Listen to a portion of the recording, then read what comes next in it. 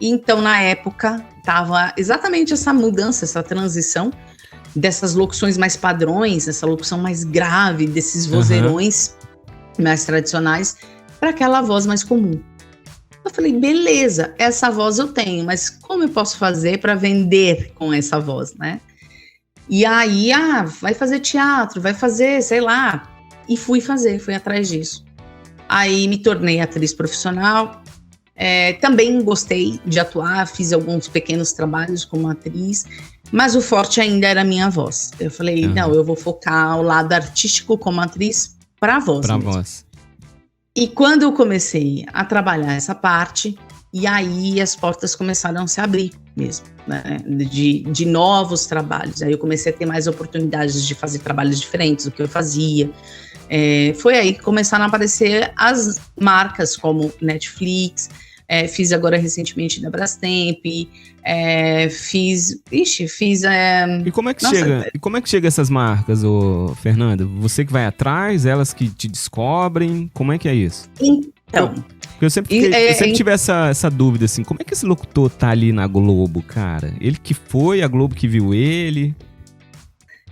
E a gente tem que entender uma coisa. A primeira coisa é saber, assim, de que não é a marca que chega na gente e também não é a gente que chega na marca.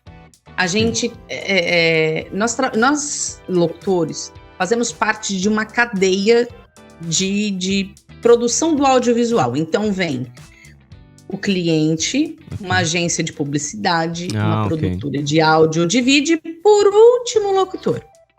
Então, o locutor, ele tem que estar dentro do briefing, ou aquilo que o cliente espera. Então, se o cliente fala assim, eu preciso de uma voz feminina, que seja muito parecida com a de uma mãe, o cara lembra então de você, Fernanda, né?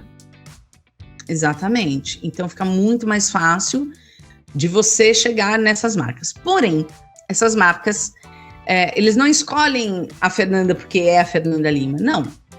Eu disputo com casting com outras locutoras, mas as mais preparadas, e normalmente essas mais preparadas são as que são as mais experientes, têm mais chances de disputar. E é um eterno morde-a-sopra, que eu chamo. Por quê? Eu recebo muitos nãos para um sim. Então, para mim chegar no Netflix, eu vi muitos nãos antes. Para mim chegar a fazer... deixa eu lembrar uma outra marca. A gente vai falar sobre isso, mas eu sou voz de um dos podcasts mais ouvidos no Spotify, que é uma produção original do Spotify. Eu também tive que fazer testes com várias outras locutoras. Então, assim, a gente é um trabalho de formiguinha e uma construção ao longo da vida. E com isso, já que a gente começou a falar de rádio, o rádio foi ficando para trás. Infelizmente, o rádio já não pagava o que a publicidade, o que a locução comercial pagava.